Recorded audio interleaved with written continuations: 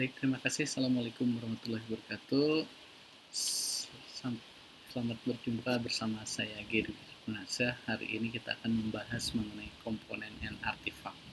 Itu merupakan pertemuan ke-6 dari mata kuliah topik dalam Enterprise Architecture. Jadi komponen and artifact ini diacu dari buku Introduction to Enterprise Architecture edisi ketiga karangan Scott and Bernard.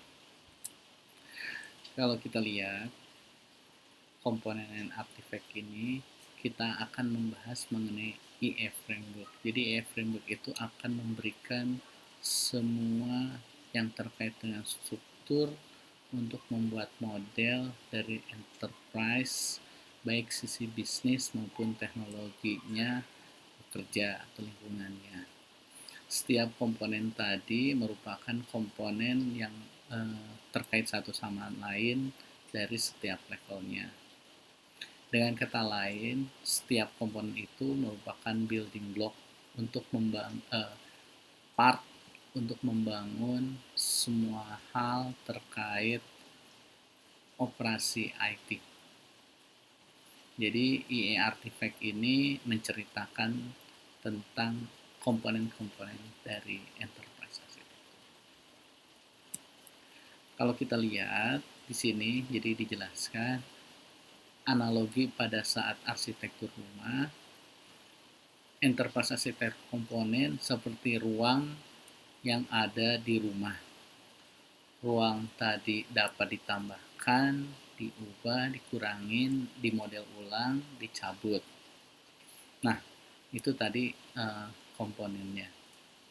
Jadi kalau rumah ada 5 ruangan, ya udah kita bisa geser satu sama lain, digeser ke kiri, geser ke kanan, diperbesar, diperkecil, ataupun dihilangkan. Itu kira-kiranya. Kemudian EA dokumen dari produk itu akan mendeskripsikan setiap ruang tadi. Dapat ditambahkan statement, cerita, gambar, video, dan segala macamnya dari setiap ruang tadi, sehingga ruang tadi sesuai dengan apa yang kita inginkan. Semoga analogi tadi dapat memberikan gambaran pada saudara-saudara untuk melihat posisi dari komponen terhadap overall enterprise architecture. Di sini di gambar berikutnya kita bisa melihat EA komponen dan artifact. EA komponen dan artifact itu untuk layer. Selalu saya akan memulai kalau enterprise architecture dari layer bawah SIS-nya itu kita membahas dengan teknologi dan infrastruktur. Di situ ada contohnya jaringan ya, intranet dan extranet, jaringan telekomunikasi, building and equipment. Jadi kita akan membahas networknya seperti apa, baik itu internal maupun eksternal, kemudian jalur komunikasi menggunakan broadband dan segala macamnya, kemudian perangkat kerasnya apa, building dan equipmentnya, gedungnya seperti apa. Kemudian naik ke level atasnya, di bawah infrastruktur itu ada di bawah infrastruktur naik ke atasnya ada aplikasi dan sistem apa yang didukung. Di situ kita mulai membahas mengenai sistem informasi, website, desktop aplikasi, dan semua hal yang terkait dengan website ataupun aplikasi maka ada di layer kedua dari komponen enterprise architecture ini. Naik berikutnya ke data dan informasi, kita mulai ketemu dengan knowledge warehouse, database and data mart, sama data interchange. Nah, kita akan mulai menggali mengenai data dan informasi itu ada di layer ketiga. Semakin ke atas, semakin abstrak, kita ketemu produk dan services. Services apa yang bisa diberikan, itu terkait manufacturing, finance services, sama marketing dan sales. Di layer keempat. Layer kelimanya adalah goal dan inisiatif. Di situ kita mulai membahas mengenai mission statement, strategic goals, dan strategic inisiatif dari organisasi.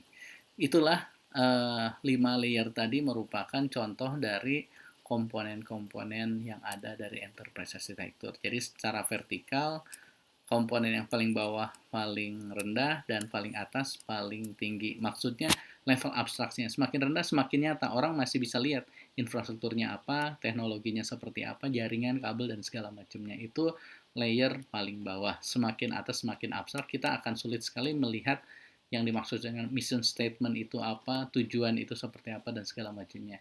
Jadi, komponen-komponen enterprise architecture itu terdiri dari layer-layer yang ada. Nah, kemudian layer berikutnya kita akan mulai membahas mengenai EA komponen goal initiative level. Jadi kita akan mulai membahas mengenai strategic plan. Jadi EA komponen itu ada strategic plan. Ini contohnya strategic plan, e-commerce, dan government plan. Kemudian kita akan membahas mengenai untuk artifaknya ada strategic plan itu sering disebut S1, kemudian SWOT analysis S2, konsep operation skenario S3, konsep operation diagram S4, balance scorecard S5. Jadi artifact itu yang harus kita siapkan pada saat pada level goals dan inisiatif. Jadi kelima dokumen itu menjadi penting, menjadi artifact penting pada saat kita membutuhkan dokumen enterprise architecture. Kemudian ini contoh dari SWOT analisisnya. Saudara-saudara bisa lihat seperti ini. Jadi ada di atas external factor dan internal factor. Internal factor itu contohnya internal strength dan internal weakness.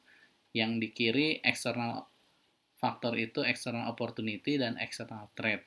Jadi kita perlu mengidentifikasi itu semua. Contohnya S1 itu untuk internal strength, user community-nya seperti apa, relationship-nya, involve leadership-nya seperti apa, in-house teknologi, legacy architecture, training budget, culture.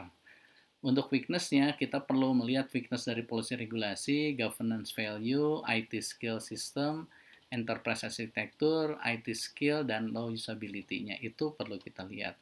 Untuk external opportunity, kita perlu melihat contracting, ada government, new technology, sama partnership, dan external threat-nya, funding, market driver, merger, advanced technology, sama IT adoption. Itulah hal-hal yang perlu kita definisikan dari SWOT analysis untuk sebuah enterprise architecture. Kemudian kita perlu melihat juga komponen layer 2, jadi setelah goal kita product and services level, komponennya ada business service, business product, sama IT capacity planning portfolio. Itulah komponen yang harus kita siapkan pada saat menyiapkan enterprise architecture di level product and services. Kemudian artifactnya adalah pertama B1 business plan, node connectivity diagram, swim lane process diagram, business process service model, business process product matrix, use case narrative and diagram, dan investment business case. Itu adalah dokumen-dokumen dari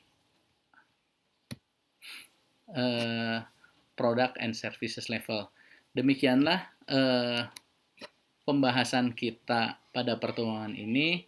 Saya ucapkan terima kasih. Assalamualaikum warahmatullahi wabarakatuh.